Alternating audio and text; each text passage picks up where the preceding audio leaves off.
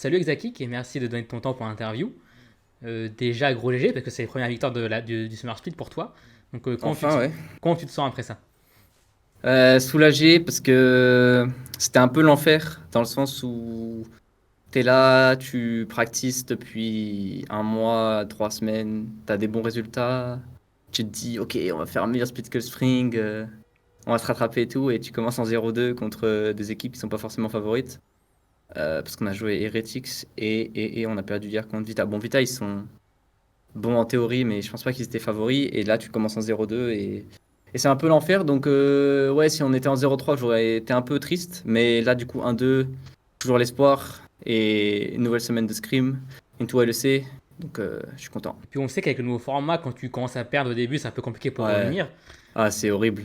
Ah, c'est horrible parce que tu te dis, là, aujourd'hui, t'imagines, on arrive, on est là en 0-2, on se dit, il reste 7 games. Bah, après, tu dois te dire, tu fais top 8, ok, donc c'est fine. Mais tu te dis, attends, après, là, c'était une semaine facile, entre guillemets, ou pas dure. Et la semaine prochaine, tu as une semaine dure et tu te dis, il y a 6 games, c'est beaucoup de pression, je trouve, en tout cas. Du coup, t'as pas vraiment le droit à l'erreur, en fait, dans ce format. Et est-ce que tu peux me parler un peu de la game? Parce que j'avoue que j'ai raté la fin parce que je suis auto-aid rapidement. Et j'ai vu que Mhm. c'était terminé hyper vite avec Odanek qui Et se fait catch. bah, ça commence niveau 1, on prend un bon lead en bot, on push la Felios, force son flash et tout, du coup, c'est méga chill pour la game. Et du coup, on snowball, on prend des kills, je suis en 6-0 et tout. Et après, on se fait catch, comeback, ils prennent le baron, c'est l'enfer. Après, ils prennent l'Elder. On a eu tous les Drake, et après, ils prennent l'Elder. Du coup, on se fait un peu punir pour avoir pris les Drake parce qu'ils arrivent à avoir l'Elder. Après, ils reprennent le baron, mais on prend un catch. En vrai, c'était un peu des montagnes russes, tu vois. Et on gagne sur un teamfight random. Du coup, c'était cool. Après, je pense quand même que le plus important c'est quand même la victoire. Et du coup, vous êtes, Oui, moi, bon, j'ai oublié la game. Tant qu'on a gagné, là, je sais que on va retourner en scrim. On reprend de la confiance, on casse la low streak qu'on avait. Je crois que c'était 9 games, donc c'est énorme. Là, on casse la low streak, la confiance qui revient, et je pense qu'on va être bien meilleur la semaine prochaine. Et comment tu as vécu un peu l'intersaison? Parce qu'on sait qu'il y a quand même une grande pause, notamment pour l'équipe qui n'était pas au MSI. Du coup, est-ce que tu as tout le temps déconnecté du jeu ou tu as quand même continué à jouer? Non, non, j'ai continué à jouer parce que, bah, de toute façon, je fais que ça, donc j'ai fait, j'ai continué à jouer et j'ai regardé le MSI, j'ai traîné les champions qu'il fallait et je ne me suis pas vraiment reposé, peut-être genre quelques jours, 2, 3 jours parce que voilà quoi, il y a un moment, il faut prendre un break, mais là, en saison, moi, c'était du solo queue et je regardais les games compétitives et c'est tout. Et après, j'avais envie de jouer en LEC. Puis on sait que pour vous, vous avez fait un meilleur winter que spring. Du coup, comment est-ce que vous avez négocié un peu cette période? Est-ce que vous avez discuté entre vous? Est-ce que vous avez changé des choses ou c'est... On a changé la structure de l'entraînement, comment on aborde les scrims et tout. Et franchement, ça fonctionne très bien. Parce que je pense que au Spring, on n'avait pas vraiment une bonne approche de comment s'entraîner. Donc on a changé ça et à part ça, on s'est vraiment focus et on s'est dit allez, c'est le Summer Split, c'est important. De toute façon, je pense que toutes les équipes, c'est pareil. Tout le monde sait que c'est le split le plus important et ça rajoute encore plus de pression comme on en parlait juste avant. Parce que c'est le dernier split de l'année, quoi. Donc si tu t'y vas pas, t'as 6 mois de vacances parce que c'est tellement court que. Enfin, 5-6 mois, je pense. C'est tellement court que si tu vas pas, après, bah, qu'est-ce que tu fais, quoi? Tu t'ennuies, tu regardes les autres jouer et tu regardes des Worlds et voilà, c'est tout. Du coup, ouais, on a un peu remanié l'entraînement et franchement, ça paye vraiment bien. Bon, ça me paye pas forcément tant que ça en stage, mais on travaille dessus. Et du coup, tu as évoqué la grosse loose streak que vous avez du coup on stage. Donc comment est-ce que vous avez réussi à gérer ça en interne? Est-ce que vous avez quand même réussi à garder une bonne ambiance et tout ça?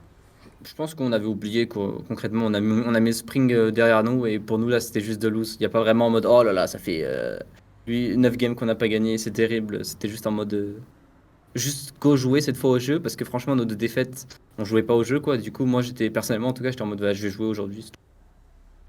Et aussi, on sait que les ADC ont quand même eu pas mal de boulot pendant l'intersaison parce qu'il y a quand même eu pas mal de patchs avec pas mal d'items qui ont changé. Donc est-ce que c'était Mhm. compliqué un peu d'adapter ou pour toi c'était tranquille, c'était un peu le travail d'un jour quoi? J'ai un peu appréhendé en mode il va y avoir des builds de fou, mais au final, je pense que c'est toujours assez facile. Le seul truc qui là arrive qui est très récent, c'est le statique. Et tu vois que, je sais pas si c'est vraiment pour nous, mais il y a peut-être des champions qui sont broken en AD carry, je sais pas. Mais quand tu vois qu'il y a des Leblanc statiques, des Kennen statiques, Ezreal statiques et tout, donc les solo lane, bonne chance à eux. Parce que cet item a l'air complètement débile. Du coup, non, pas trop de travail, un tout petit peu en mode Ouais, qu'est-ce qui va être broken? Mais au final, ça reste tout le temps les mêmes champions. Parce que les champions, ils font telle ou telle chose dans le jeu et c'est toujours les mêmes choses qui sont fortes. Du coup, c'est toujours Jinx, Aphelios, Lucian, Zeri, tu vois, les trucs vraiment broken. Du coup, non, pas trop de travail. Après, il y a quand même Milio qui est arrivé aussi. Est-ce que ça a Ouais, un peu bouleversé la méta ou c'est toujours pareil? non, parce que c'est genre un Yumi V2 en termes de puissance. Du coup, c'était juste en mode tu joues l'un dans l'autre et quand t'enlèves l'un, t'enlèves l'autre et voilà. C'est pas très compliqué, quoi. Ça marche. Et du coup, on sait aussi que forcément le Summer est important pour la qualification à Montpellier, puis après potentiellement aux Worlds. Du coup, comment est-ce que tu vois un peu le Summer qui va arriver là? Je le vois comme j'ai envie de faire les playoffs et après on voit comment ça se passe. Il n'y a pas vraiment d'appréhension. J'ai envie de gagner Split, je suis motivé pour gagner Split, mais voilà, faut continuer à bien s'entraîner, à être sérieux, à faire la routine. Et si tout le monde met le même nombre d'efforts, ça devrait le faire. Et maintenant que ça fait 6 mois que tu es en LEC, est-ce que tu sens que en tant que personne, en tant que joueur, tu as évolué depuis tes débuts? Oui, clairement. Même depuis, c'était pas forcément depuis la LEC, c'est depuis la LFL. Chaque split, t'apprends des nouvelles choses en tant qu'humain et en tant que joueur. Et c'est très enrichissant, surtout d'être dans un autre pays, d'être avec des gens qui sont pas forcément français et des gens qui sont là depuis longtemps, qui ont de l'expérience. Ça apporte énormément et t'apprends à comment te comporter dans une équipe et comment supporter tes teammates et comment avoir de la value, tu vois, en tant que personne. Et je trouve ça vraiment super.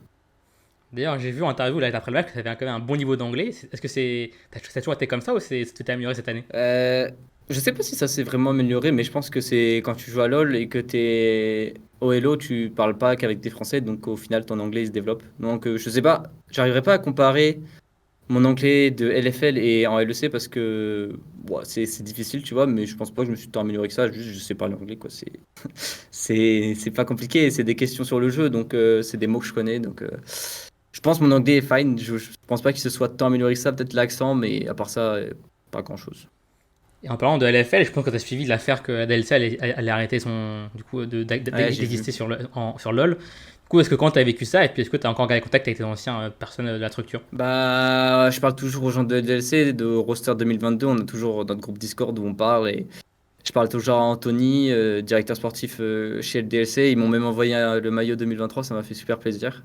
Il était floqué à mon nom et tout, avec mon prénom comme à l'époque. Du coup, ça m'a fait même mon numéro, donc ça m'a fait vraiment chaud au cœur.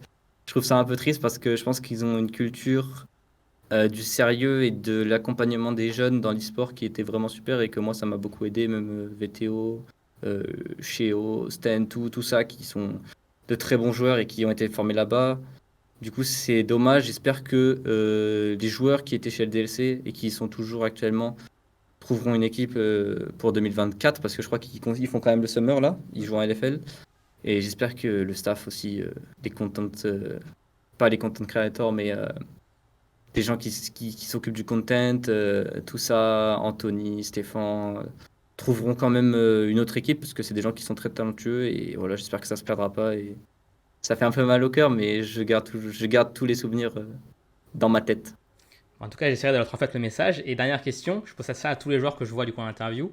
Comme les Worlds arrivent, si jamais tu te qualifies, est-ce qu'il y a un joueur ou une équipe que tu as vraiment envie d'affronter? JDG et Ruler. Il t'a un peu impressionné pour le MSI En fait, c'est bizarre parce que j'ai l'impression qu'il fait rien de spécial, mais il est juste parfait, donc j'ai envie de jouer contre lui. Ça marche, ça m'était. Bah, merci beaucoup, Exakik, et bonne chance pour la suite. Et peut-être à Merci à Montpellier toi. du coup. Ouais, ciao ciao.